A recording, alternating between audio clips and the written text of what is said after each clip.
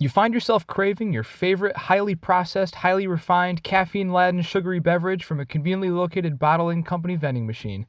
After giving that company your money, you quickly consume said sugary beverage, too busy enjoying the short-term sugar rush to contemplate such matters as the colossal scale of soda distribution and consumption, the impact that plastic waste has on ecosystems in developing countries, or the public, universally owned water of our Great Lakes is being hoarded by companies that bottle soda, etc., while they flip a mean profit.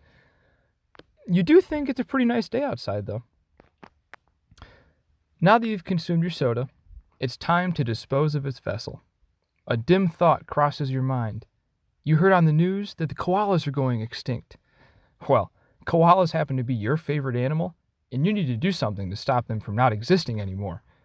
You figure the best way to do so is, rather than putting the single-use plastic bottle that you used for about 10 seconds and will languish on this planet for the next virtually forever in the trash, throw it in the recycling bin so that it can be remade into more plastic bottles, providing 10-second pleasure and premature death, until the point where the purity of the plastic has been compromised and it's thrown in the landfill to begin the aforementioned languishing.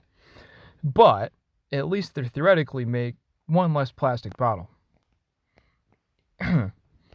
Here's the thing, though. You don't know where recycling bins are. You look around in your classroom and see only a trash bin. Darn, can't let those koalas die.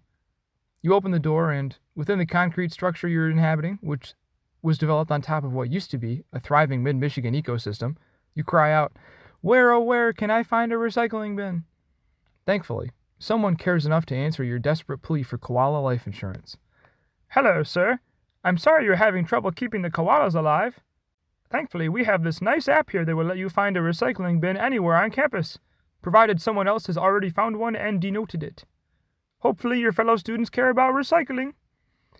While you audibly gulp, thinking about the sheer amount of people on campus, let alone the world, that don't give the slightest care about recycling, you download the app and boot it up. You are greeted with the message, "Recycling is always the last resort. Refusal is the earliest and best course of action."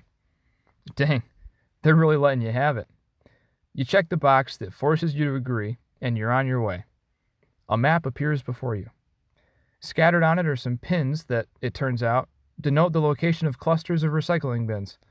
Touching one gives you key information, notably, what recyclables are accepted. As you move towards your recycling destination, you'll find the nearest room number to be quite useful. Soon, you'll be saving those koalas. And it's there!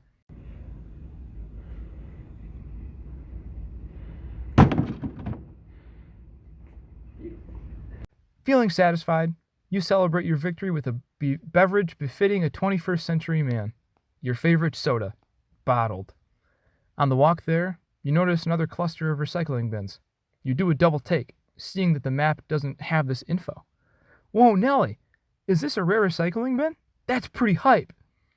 You then notice the bottom of your screen has an Add Location button. You're struck with a pioneering disposition, and you mark that bad boy down in the history books. You fill out those input fields. 3rd floor, plastic, metal, mixed paper, office paper, trash. Well, don't worry about that last one, koalas. We won't put stuff in there. And it's right next to the capstone lab. Dang, who would have guessed that this was here? Let's add that location marker so we don't forget. And that way, anyone else who uses the system can see it too. Now that's what I call positive interfacing with your community, thumbs up emoji. Anyway, what an app, right? If you ever find yourself looking at an object that you plan on disposing of, maybe you'll think of this video. It's important to be mindful of your consumption habits as well as their consequences, whether they're consequences for yourself or for anyone or anything down the line of distribution, packaging, manufacturing, waste disposal, or the resource gathering. Just to observe the facts of the situation, the cause and effect relationships in certain societal trends, and to see whether your behavior, individually or collectively, is in line with what you truly think you should do.